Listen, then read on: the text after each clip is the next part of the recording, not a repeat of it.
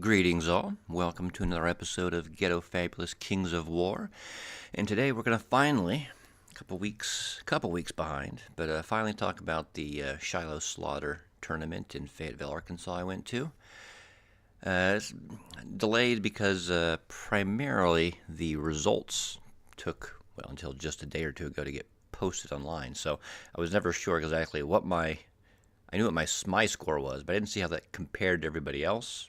And just a random number, 71 battle points, doesn't really tell you much until you see what everything else is. So, apologies for the delay. The tournament directors had some family emergency issues, I guess, which delayed updating all this stuff. So, it is what it is, but now we can move on. So, I kind of tried to graphically represent my list. As you can see, it's got 3 hordes of trolls. One with Fury, one with Headstrong, and then Grogger's Goons. So I've got a big chunk of regenerating core. And unfortunately, nothing in the Goblin list really hits hard, except for the new Mincer mob. But Trolls especially seem like the best compromise of toughness, damage output, speed 6, so spam them. We've got 2 regiments of Fleabag Riders trying to work their way up the flanks of the opponent, ideally.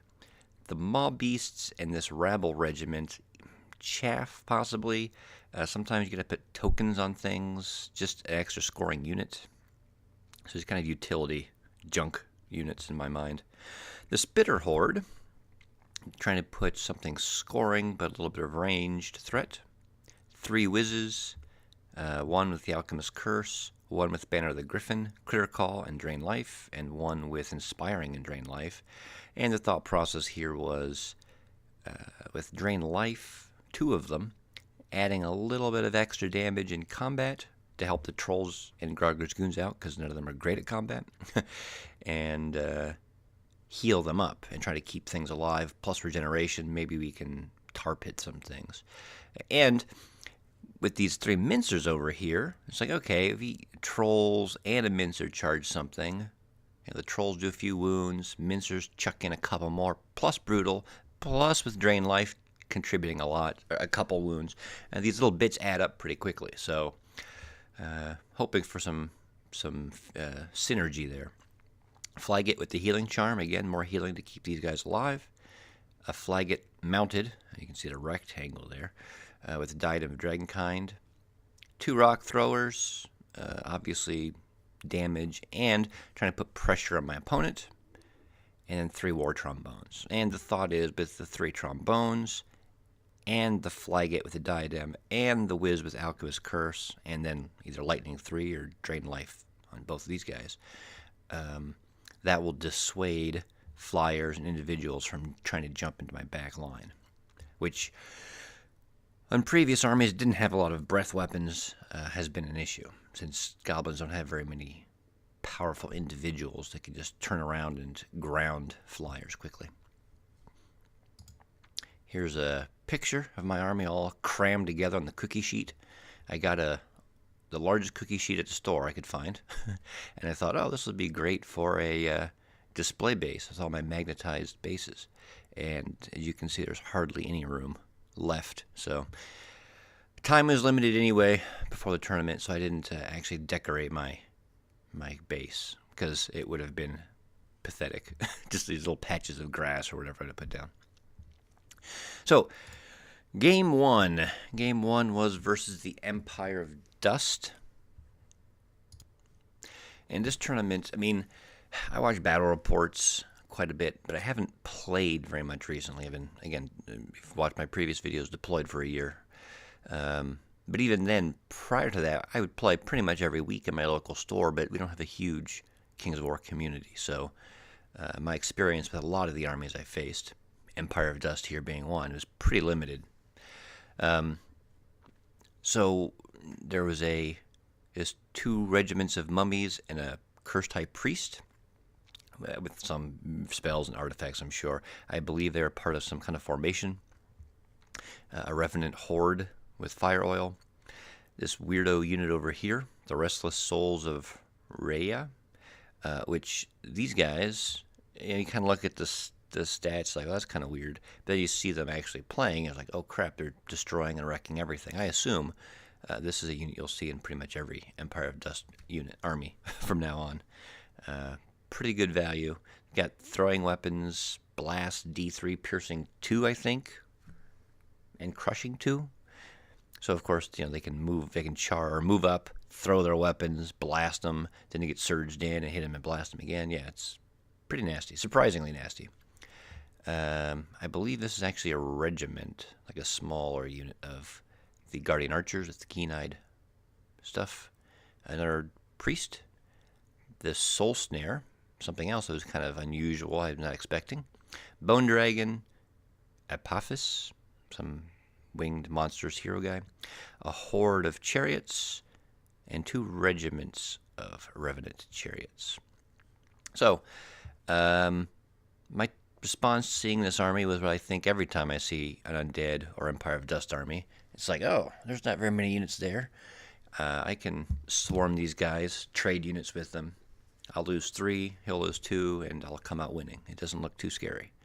I just need to be careful about Surge, because Undead armies can move around strangely and get weird flanks. Here's the half blurry photo, kind of unusual. That was one of the problems with the tournament. It ran fine, everything, but because there are kind of time limits, and I'm trying to focus on the game, and my army is very large, lots of units, so I'm really having to plan things out, and I hadn't played a lot, so I did not get nearly as many photos as I want. So you're not going to see a lot of pictures, I'm afraid. 1 or 2 per battle on average. So this scenario, there are 3 objectives across the center line here. You can see there's little piggies on them. Every battle in every scenario was piggy based. So these are pig sties, pig pens, and at the end of every round, so player 1 goes, player 2 goes, and then before the next round begins, the pigs will attack the nearest unit within, I don't know what it was, 10 inches. And they're not super strong. It's like 8 attacks, hitting on 4s, crushing 3 or something. So, I mean, it's going to put a few wounds on pretty much anything. And to capture the objective, you have to kill the pig, which is like defense 5-13 nerve or something. So, a little something unusual. I don't want my stuff getting hit. He does. And in the end, he kind of moved forward, and he ended up taking most of the hits. And I figured that's fine. I'll get close. I'll let him get closer. He can take the hits. He can capture the objectives, and then I think I can push him off. So you can see, let's see, from my army, get the spitters, and as usual, just all the beefy regenerating stuff, and the mincers in the middle.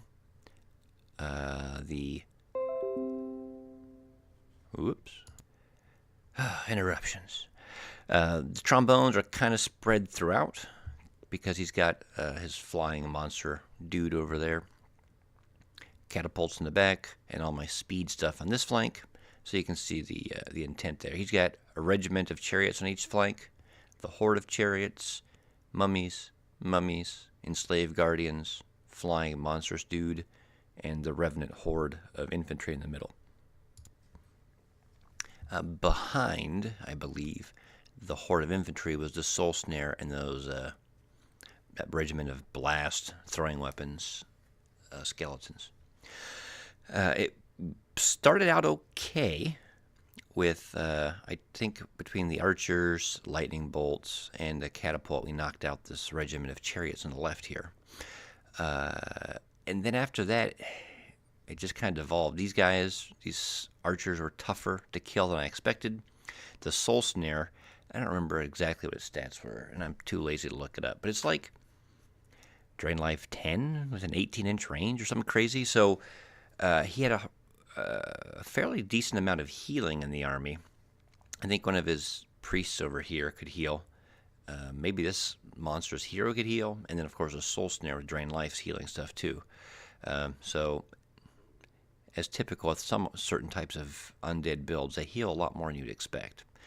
This impassable piece of terrain here in the middle by this pigsty really hindered things, because I couldn't. He moved his revenant horde of infantry up, kind of near it, and then turned them. So I couldn't really bring my forces to bear and swarm it. And I have to, because my stuff doesn't hit very hard individually. They have to work in concert. And with the soul snare constantly draining their life leech, he may have had the extra healing on him. No, he couldn't have, so whatever. Either way, I couldn't shoot these guys. This left flank, we just kept these guys in cover while the mummies went up and took care of this. I think I eventually killed them, and I may have claimed this token, but I think he claimed 2. Possibly not, though. Again, it is several weeks ago, and I only got this one photo of it. All I can say is the game didn't go well for me, and I lost. And the lesson learned, man, there are certain armies that are relatively straightforward, like humans, kingdoms of men, even Varangar to an extent, and some armies like the Empire of Dust that just have so many weird little, I want to say shenanigans, just strange things, or they're units that are very unusual or different than what you're expecting, or what a normal army would have. Night Stalkers would be another one that if you haven't played them very much, there's just stuff in there that's not what you're expecting, so you need to be ready for it. Also, I need to be more aggressive. I kind of moved up and waited for him. I thought my shooting would put some pressure on him and do some damage, and I could go in for the kill.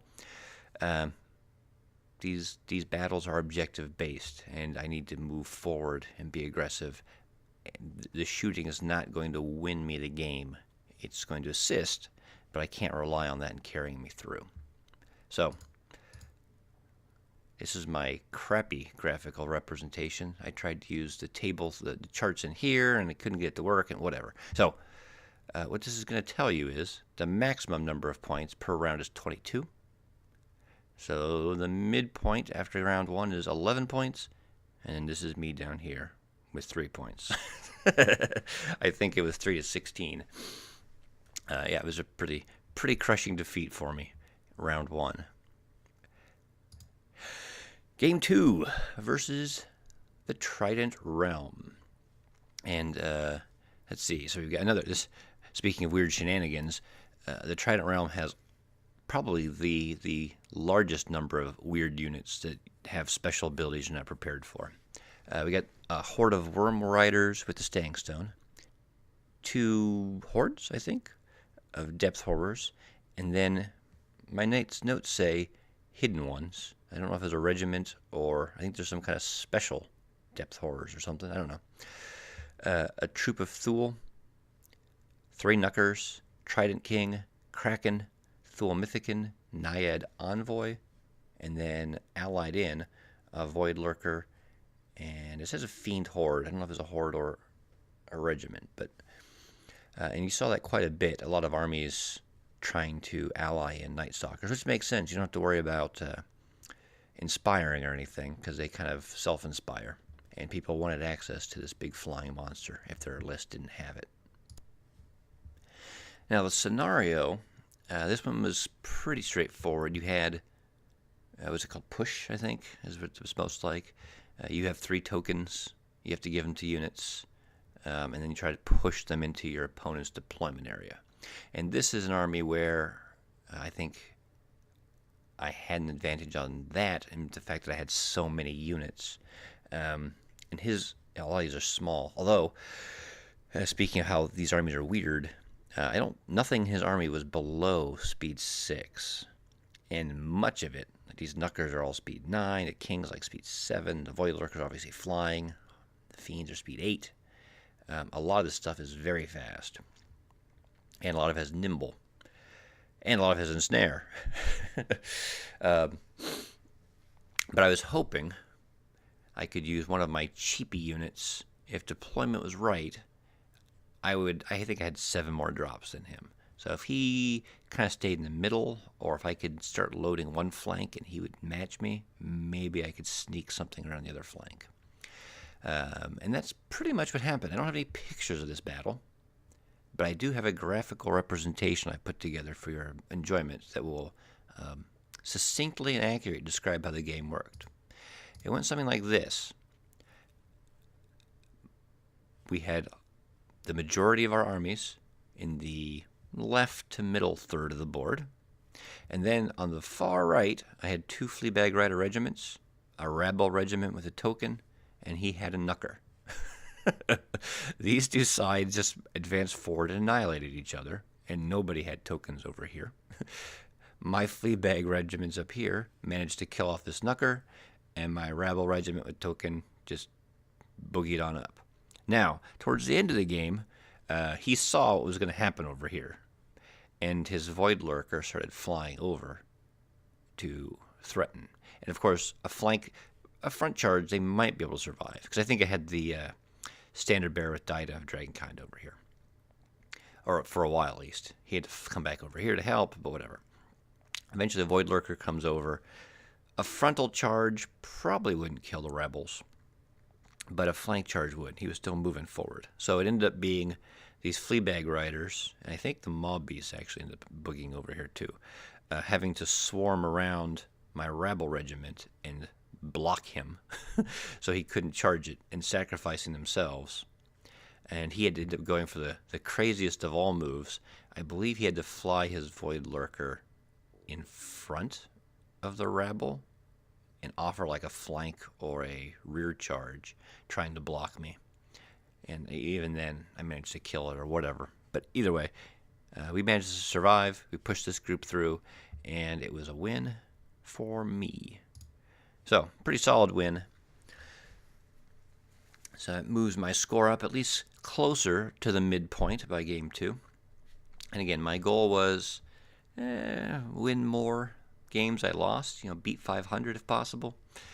I thought that would be an appropriate, realistic goal for me. So, at least on the battle point front, and 1 out of 1 games now, I'm on track for that. Game 3, Twilight Kin. This one was a little unusual. It had, you've probably seen it in other games, so I don't think it's in the standard book or anything, but diagonal deployment. So corner to corner is like a 12-inch buffer. So you can actually deploy fairly close to your enemies if you want, which I think my opponent wanted. Again, I think this is some kind of a formation here. 2 Blade Dancer regiments and 2 Blade Dancer troops. You can see Post of Strength, Blade Slashing. 2 regiments of Knights, one with Pathfinder, one with the skull pull thing. ASB on a horse with loot, ASB on a horse with a bow of Kaba, and I put these guys together because these guys pretty much traveled around together for the game. These guys traveled around together for the game as well, kind of being supported. 3 hordes of fiends and a regiment of phantoms, which are now part of the Twilight Kin list, so they weren't allied in, which is why they went over 25% and had all these items. The fiends kind of stayed on one flank as well, and the phantoms were just kind of used for screening, as you would think. Initial thoughts when I saw the list.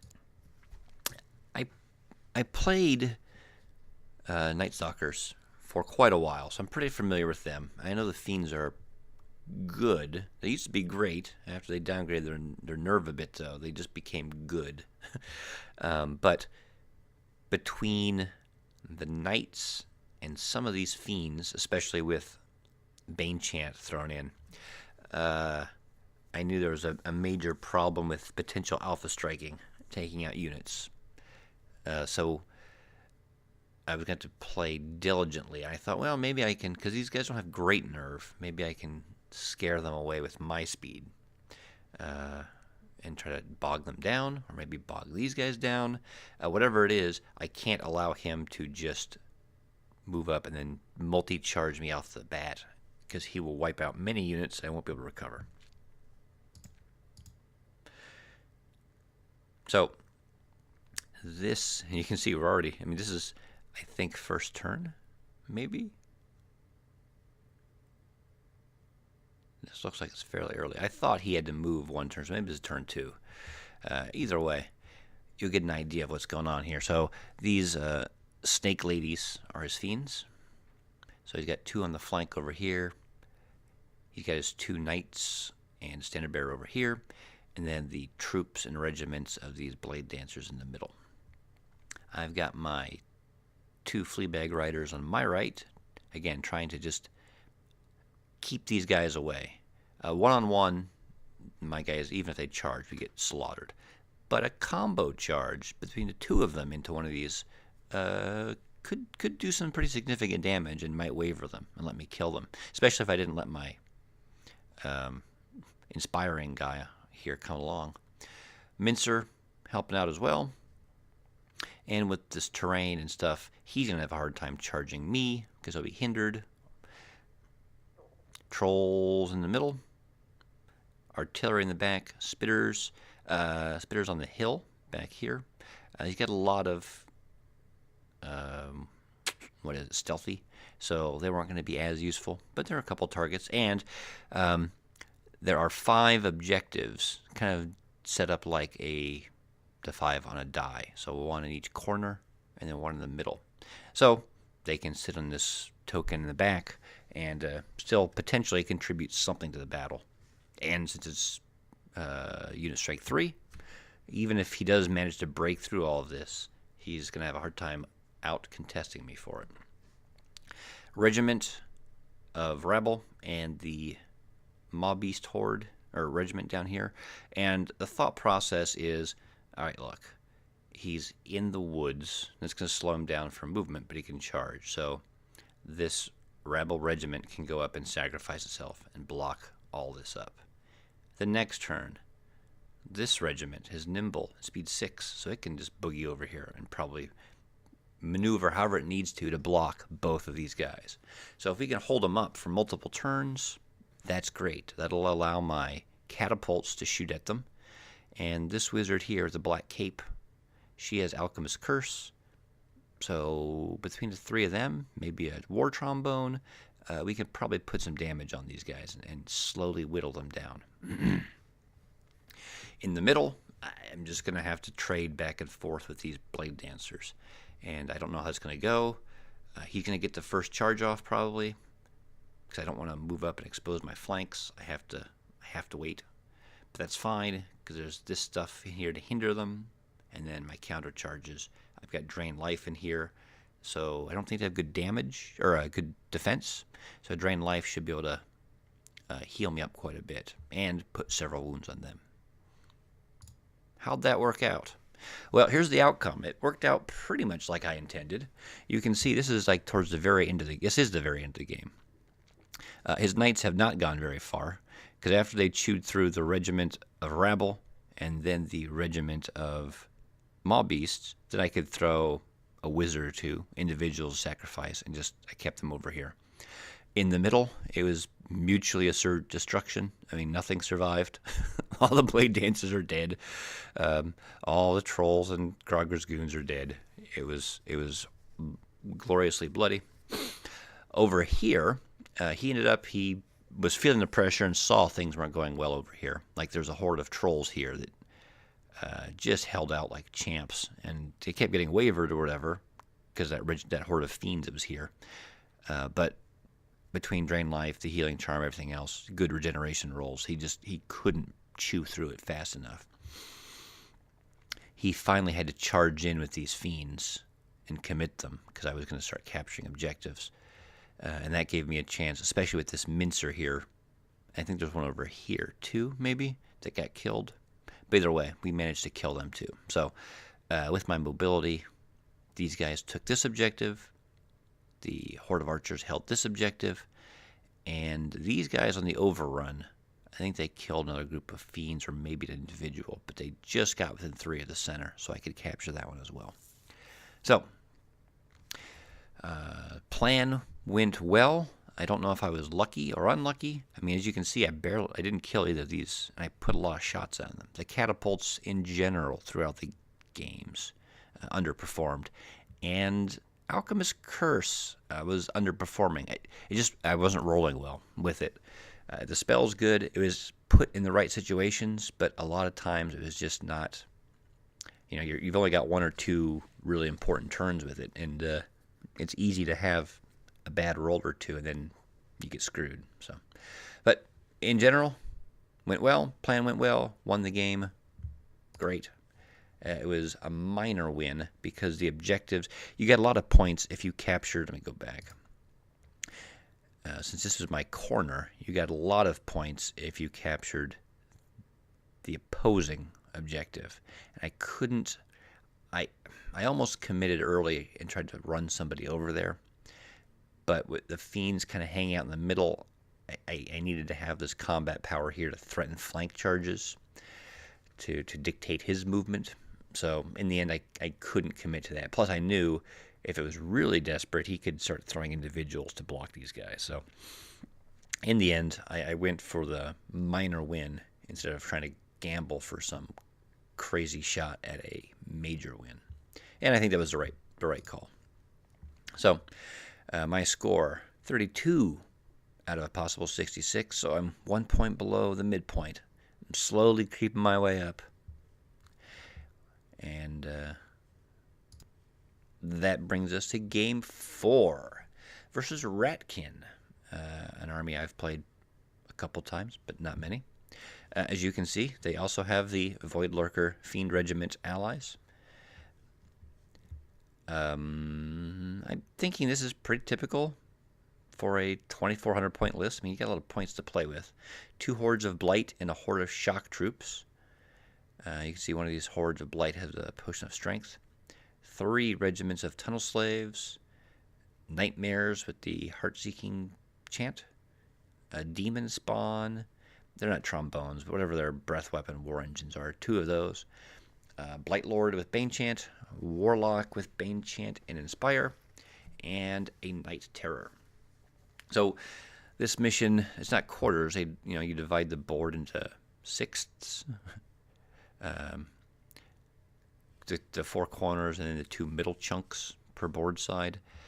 You also get an individual, like it's a war pig.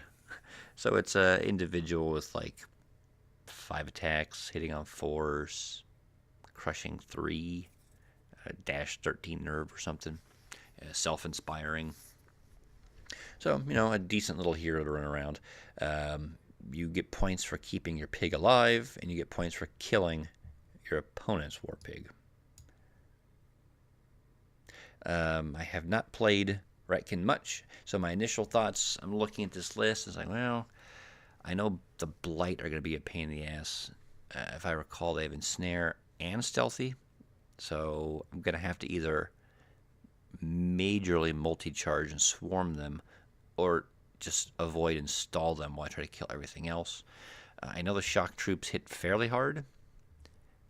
The Void Lurker, the good thing about the Void Lurker is his armor is only 4+. So if he does try to jump into my backfield, if I position properly, if I keep enough war engines around, or the war trombones around, I can put a ton of damage on him. And he has regeneration 5, but he can be wavered, and his poor defense will allow me to hopefully beat him up pretty badly if he gets in the wrong spot in my backfield. Didn't know anything about the Nightmares. They seem kind of dangerous with their breath and melee attacks, especially because all my stuff's pretty much crap. So let's see how it goes. So this is deployment. I guess we've been starting to move forward. His army, we've got like the Night Terror here. I think this is the Regiment of Fiends with the Void Lurker behind on the left flank. Then you've got the Shock Troops, a Regiment of Slaves. You've got the Plague Bearers, another group of Plague Bearers, 2 regiments of Slaves, and then the Nightmares behind them. And then I think this is the Demon Spawn thing in the back. So my thought was, this side looks really slow, and there's not a lot of threat over here. I mean, the Demon Spawn can go anywhere. I think it was flying. And these nightmares, they're in terrain, whatever. So, and they've got a short-range breath weapon. So I've got a couple turns before they're a problem. So I put one of my catapults over here, thinking if he wants to deviate one of these guys off, I can kill these regiments pretty easily. So that's not going to threaten the catapult. The catapult will have pretty much all game to shoot at this demon spawn, unless he wants to commit the demon spawn or these nightmares to go over there and get it, which he won't want to do. So that's a free constant shooting at this monstrous creature. And the other one's over here. Again, start trying to punk him. The other thing kind of interest is most of his army is height 1. So my catapults would get blocked by a lot of my units. So I had to put them off to the sides and primarily target this height 4 monstrous creature. The center, as you can see, I tried not to put too much by these hordes of blight. This one especially, with this obstacle, or this impassable terrain here and these 2 obstacles, I thought, well, if he comes up forward, we can maybe stall him, delay him with all this crap in the way, or ignore him, and we can focus on this stuff over here for the most part. So I stacked this side heavy, and with this impassable terrain, it looks bad. It's like I'm going to get all traffic jammed. I did to a degree, but I've got 6 turns, and he doesn't have a lot over here. He doesn't have much that can get over here. This guy, the Night Terror dude, I mean, he's just like a beefy individual. I don't think he's that dangerous. The Fiend regiments aren't very tough, so he's going to be pretty easy to kill. And the Void Lurker, again, can go over where he wants, but if he wants to charge into the front, that's fine.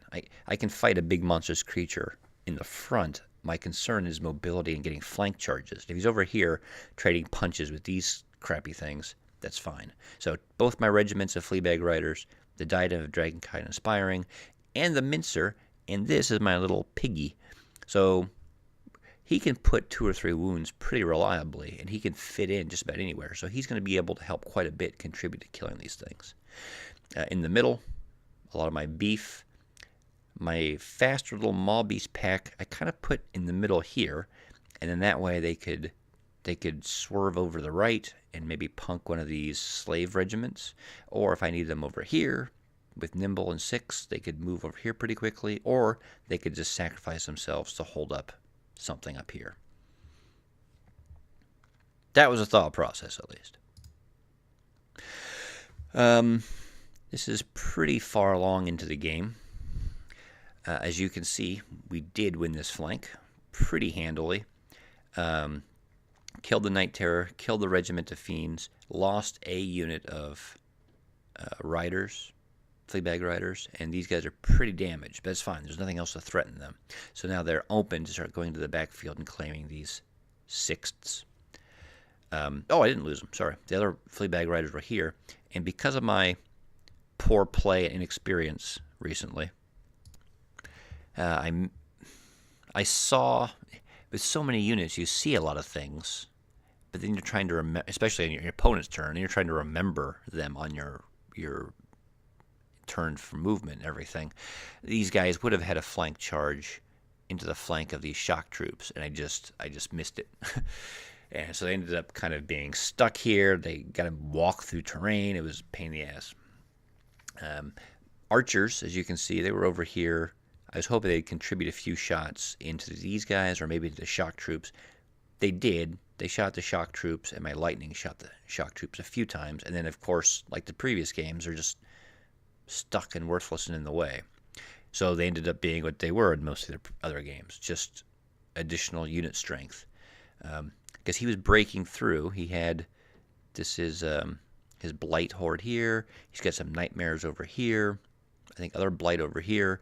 I didn't want him to capture my center 6th, so they were just going to start walking over there to try to contest unit strength-wise. We got lucky in here quite a bit. He was advancing pretty well, pretty disciplined, and he charged his Void Lurker into Grogger's Goons, into the front, as the shock troops advanced forward. And obviously he's not going to win that fight. And in fact, this fight went on for 4 turns. It went on for a long time because they kept, they'd punch each other, then they regenerate, and these guys don't do a lot of damage. He doesn't do a lot of damage to the front, so whatever. But I was forced because these guys were going to start multi-charging and working in with him, and they were going to obliterate people.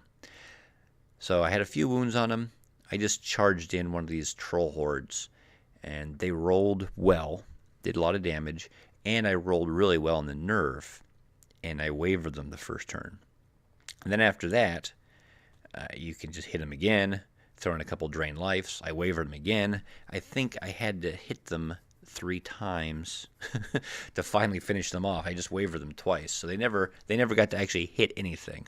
And that charge and waver was very lucky because it locked them up and let me kill them.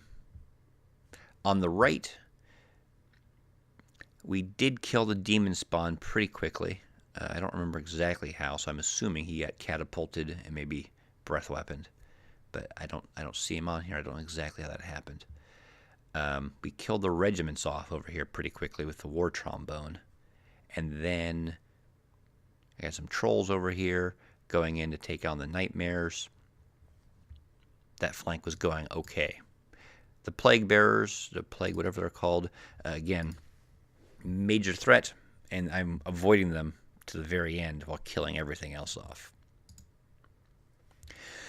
And here's the end of the game, and it did pretty much work out. We killed that other group of plague bearers finally. As you can see, we got to finally swarm around the wall and get flanks on him. This is his only unit left, aside from maybe a character up here. But he's got plague bearers in this 6th. My riders, I flew all the way across to get this 6th. I got his center one. My mincer claimed this one.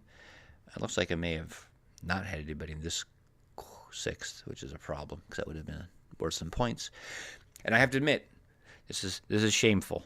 This is shameful. But for a moment, towards the end of the game, when I had my riders available to start moving, there was a part of me, the shameful part, to say, well, do I really want to claim all these 6ths? If I get a really big score, I'm going to face tougher opponents.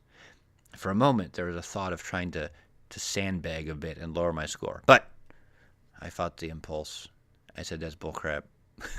We're going to try to get as many points as we can and win as big as we can and do as well as we can. So we did, except for apparently the 6th where I wasn't thinking. So overall good. I mean, obviously good. The plan went as I wanted for the most part, and it was an overwhelming victory. 22-5, I believe. Although, again, looking back at this, I'm wondering if did I claim points for that? I mean, you could actually score more than 22 points. The way it worked was you got like 6 points for your opponent's center 6th, and then like 2 points for every other 6th that you controlled, and then you could get points for, you got a point for your pig killing your pig being in combat, your pig being alive, your pig getting a flank charge, your pig killing the other pig. If you lost your pig, then you'd lose a point. So you could actually score more than 22 points, and it was capped at 22. So maybe I scored more than 22, even not having that corner, and then it just capped out at 22. Regardless, I have now moved above the halfway point, and I'm assuming, as the evil little part of me was thinking, I'm going to start playing against some of the players who have been winning a little more often. So that brings us to Game 5 versus Undead. Basically invade with tokens, which again sounds like push, but the main scoring was the invade scenario. How many points, not unit strength, how many points of stuff do you have in your opponent's deployment? And then you had little tokens that couldn't be dropped or passed or picked up or anything. You gave tokens to 3 units, and those would give you a few bonus battle points. So, opponent's army, a couple troops of ghouls, 3 troops of wraiths, skeleton archer horde with heart-seeking chant, revenant horde with potion of strength, zombie legion, and I think both of these had like the additional undead dogs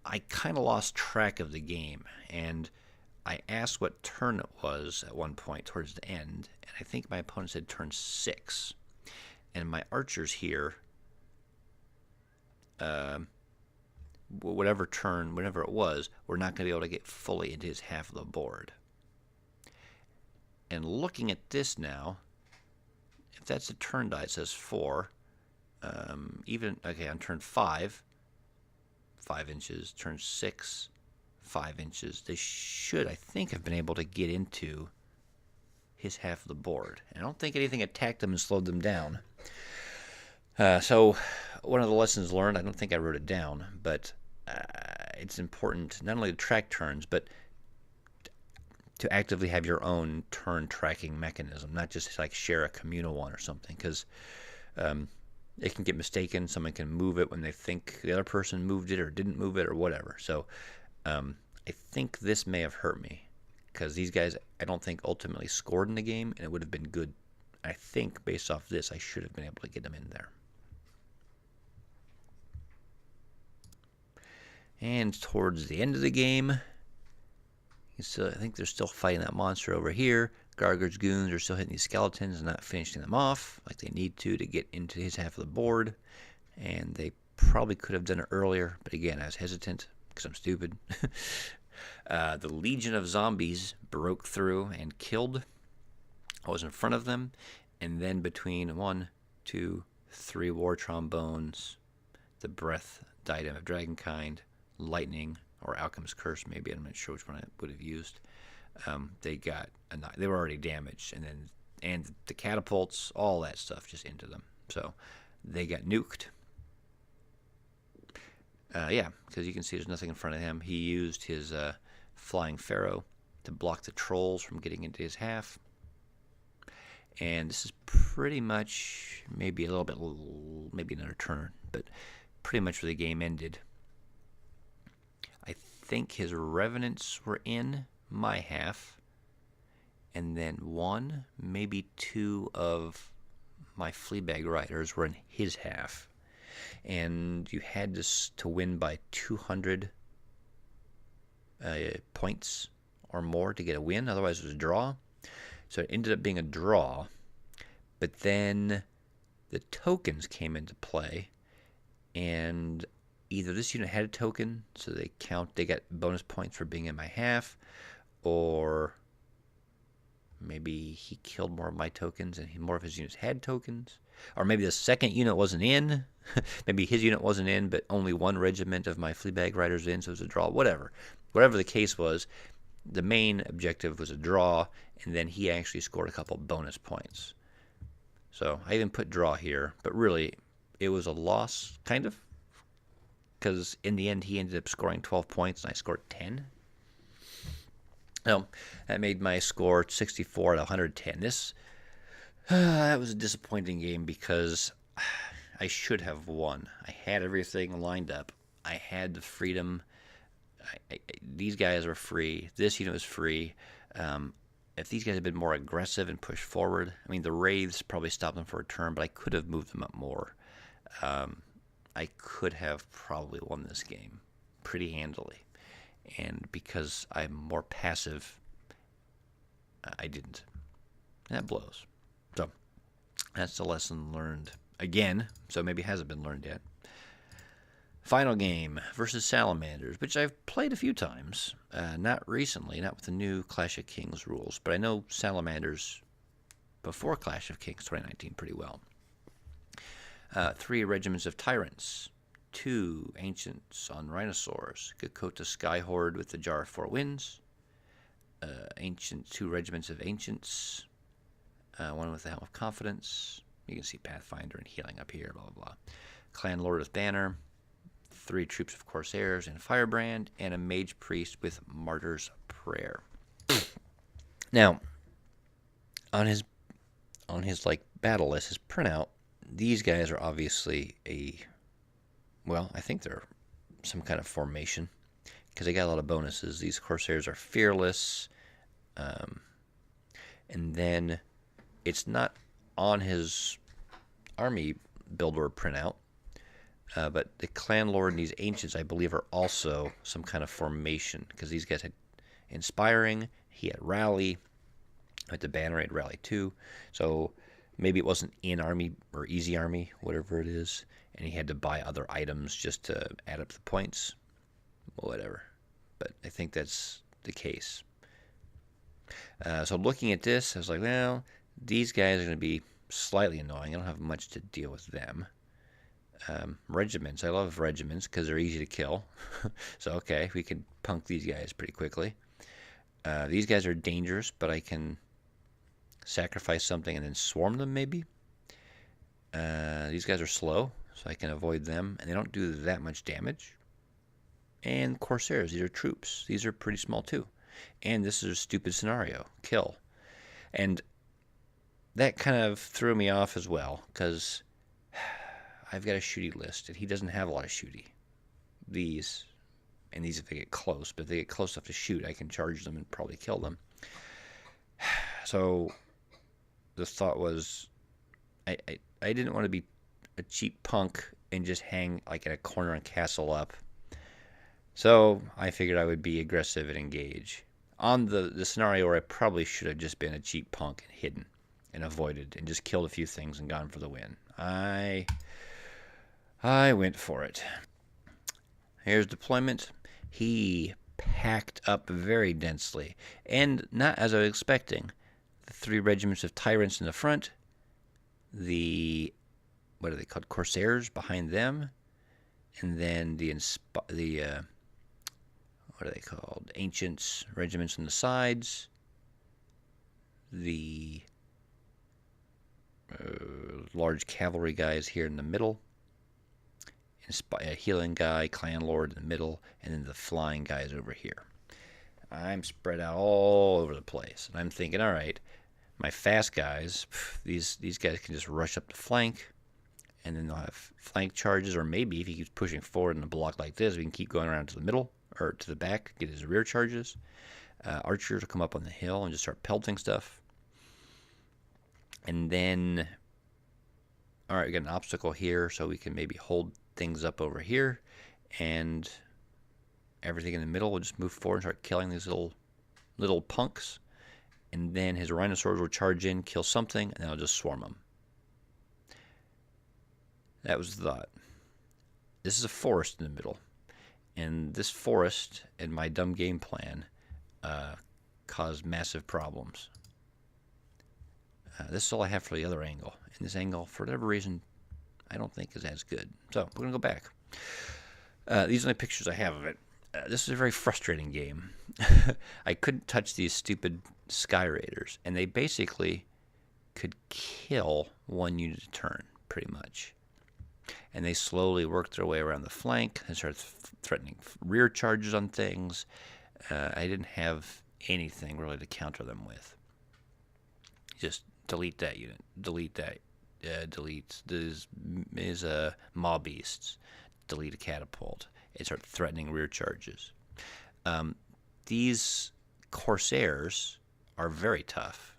I think they're normally like -12 nerve, maybe, or yeah, with maybe they're not even -12. Maybe they're like 11, 13. But whatever, they become fearless with Firebrand, and then this Rally 2 guy is nearby. So now they're like -14, -15. They're fairly tough. They're in cover. My guys don't do well in cover, and they shoot pretty well. So he's got Martyr's Prayer, Mage Priest over here, healing stuff off. It was brutal. I got tied up in here. I couldn't kill much. He didn't really commit either. He moved forward and just kind of, I don't know if his rhinosaurs attacked at all. Maybe the last turn. Ultimately, it was a very low scoring game. Very little was killed, but primarily on his side. Because he didn't push forward too far, my Fleabag riders got to the side, but weren't going to be able to get around to the back for rear charges. So I ended up having to just flank charge things. They just don't hit hard enough to do a lot of damage that way. So this is a very frustrating game because we just sat here pathetically grinding away, getting nothing accomplished. Shooting failed, of course, and he had units I couldn't answer.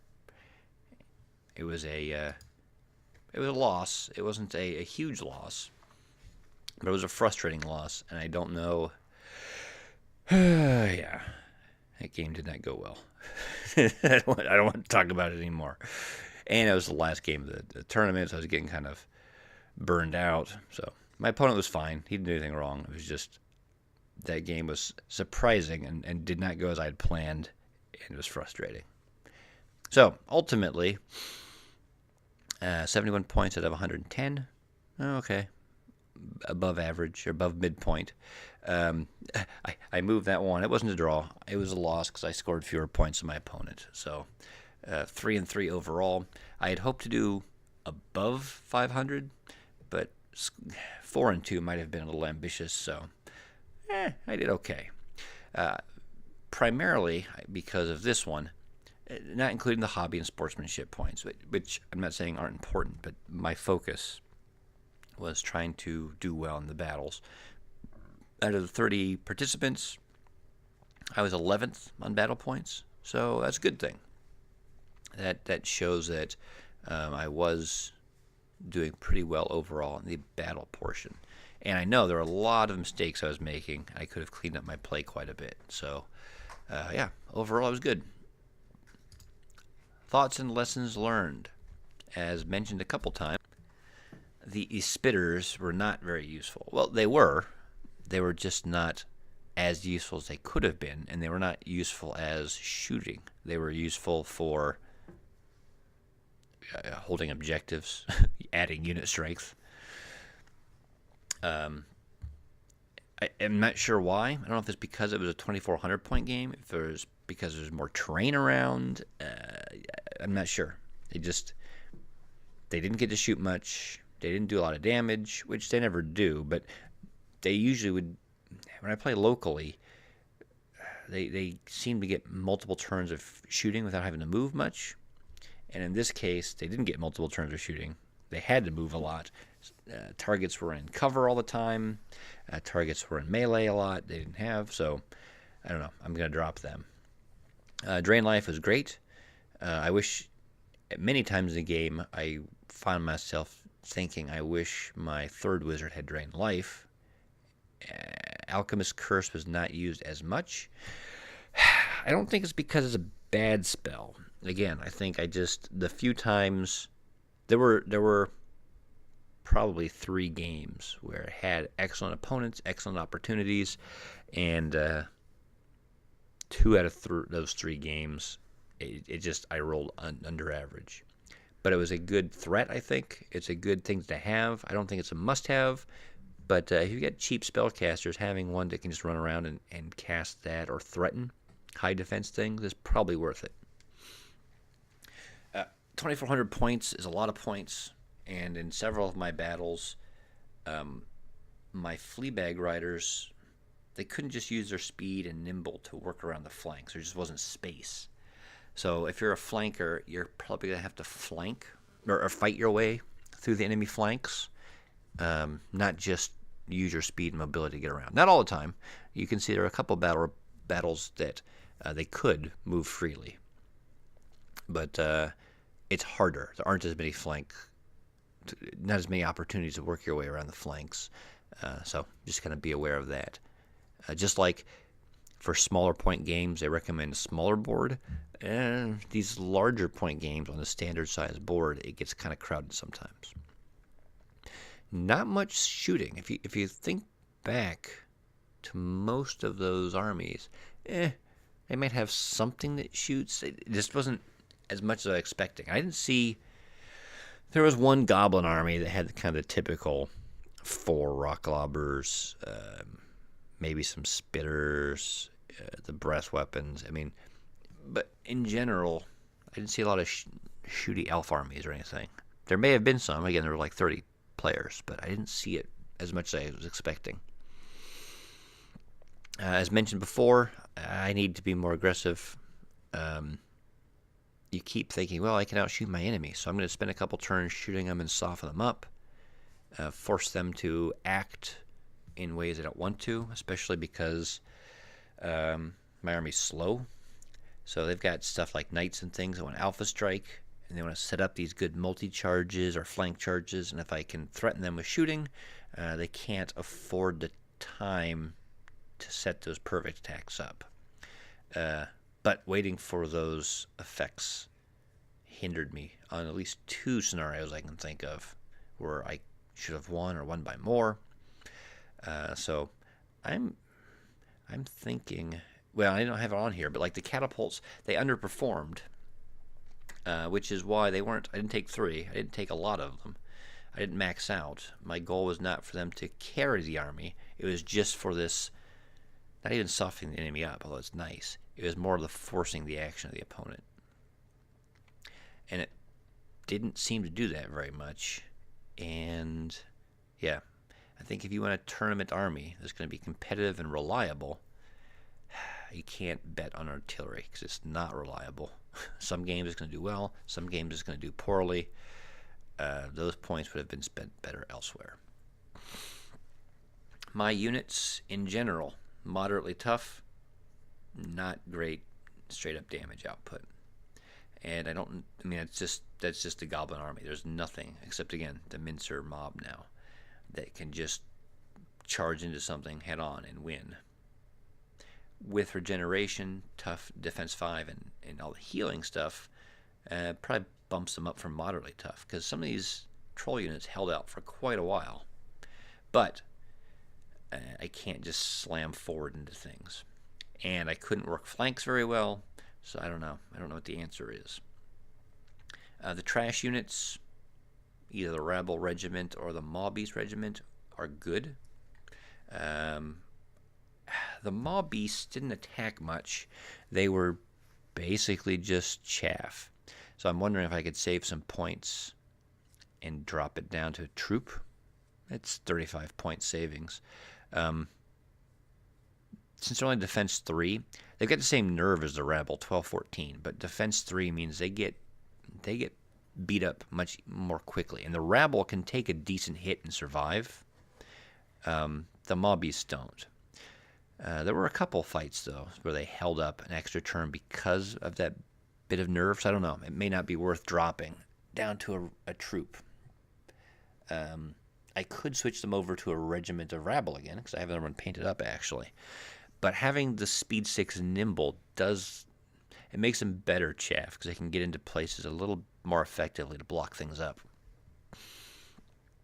There were a couple extreme lists that were out there. There was, for the most part, things were kind of, middle road balance, little this, little that.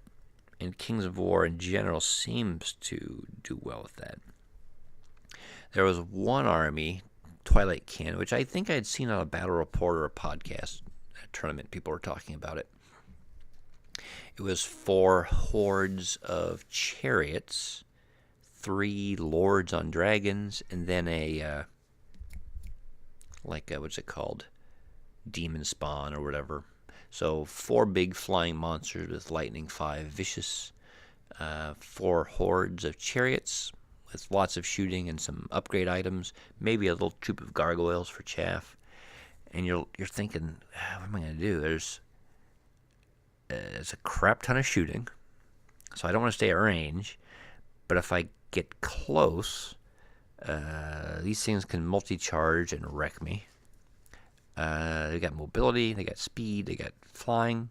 The only thing they don't have a lot of, they're not super tough, but how are you going to damage anything and survive? So that was bad. And then there was another one, a dwarf army. I want to say I had 3 hordes of earth elementals, 3 iron beasts, a bunch of weird flame belcher, war engines, a couple other toughness 6 things maybe. It was a slow, and Martyr's Prayer, healer in the back. It was slow, but it was incredibly tough. And that one gave a lot of people trouble as well. I didn't put it on here, but I didn't use Critter Call as much as I thought I would. It's a good spell, and you think, oh wow, it's so flexible. I can disrupt shooting units, I can disrupt casters, I can ground flyers, I can take away Thunderous from charging units. I don't know. I never had as many opportunities with it as I thought I would. And part of the problem was my wizards were all on foot, and they're around a bunch of height 1 and especially the trolls, height 2, height 3 mincers. They had a hard time drawing line of sight to things. And that's one of the things that held up Drain Life, or made it harder to use Drain Life, was if I'm usually trying to cast it into melee to support. Well, okay, but when you charge into melee with a troll and a mincer, they close up together, so there's no gap between them anymore. So I gotta try to work around the sides to maybe draw a line of sight. I've only got speed 5, so I don't move that well. That caused problems. And one of those wizards had Inspiring, the other one had the Banner of the Griffin. So now if I'm trying to move them and I'm focusing on that, I suddenly have units out of Inspiration, so they get punked. So I'm trying to, with so many units and so many units trying to do multiple things at once and looking for all these angles, it was a lot to manage. And I don't know if playing more would help or if trying to focus. Like, my wizard with Alchemist's Curse was great because she could just move around and do whatever. She had one mission. I didn't have to worry about trying to maintain. Is she within 6 inches of these guys to inspire them while I get within 12 inches to Alchemist's Curse? But I need to keep her within somebody else so she stays inspired and doesn't get killed. I mean, yeah, there's a lot to track. The other spell I didn't have was Weakness. But with a slow army like this, I think Weakness might be another way to counter some of the problems I have, or for a slow army. If you're going to get charged first anyway, I thought Critter Call would be useful for that, for disrupting charging knights or whatever. But if you're going to get charged first anyway, you start throwing Weakness out there, or throwing Weakness on shooting units. It protects your guys quite a bit. You can survive those initial charges. I don't know if... I mean, it's cheaper. It's only 20 points. I don't know. I'm going to start playing around with it a bit, add it a little bit, and see how it affects things. Preventing damage probably isn't as good as Drain Life, where you can deal a couple points and heal a couple points. But, again, it's a little more flexible. It's got longer range. I don't have to worry about trying to, is there a target? How can I get in range? So that may be worth the attempt. More testing is required. I think it's got a lot of potential. For the event itself, it was a good event. There were a lot of prizes. As I saw, speaking to some people, it sounds like they tried to get prize support from Mantic, but Mantic was not on time, so the shop owner ended up providing a bunch of prize support. I'm not exactly sure how that was, but if Mantic wants the sport to grow, they gotta support stuff and be on time. So, yep. Pet peeve of mine, if you look, I don't know if I can go back to some of these pictures maybe. There's multiple tables put together and then two boards next to each other with no space in the sides. It's just a pet peeve of mine, I guess.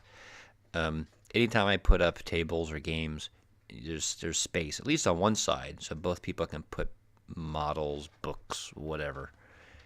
Otherwise, I ended up taking a chair and putting my stuff on the chair. You can see people's books falling. That's from like a previous game. Someone lost their book and fell under there. It's just a mess. If possible, have space. Put an extra table in there somewhere so people can put their crap. No timers. It's just 2 hours allotted, 2 hour time period for each round, and one or two people said that they had to, they had to end at turn 5 or whatever. But for the most part, it was not a big issue. People managed to get through on time. All my games did. I rushed a bit on one of them because we were getting close on time.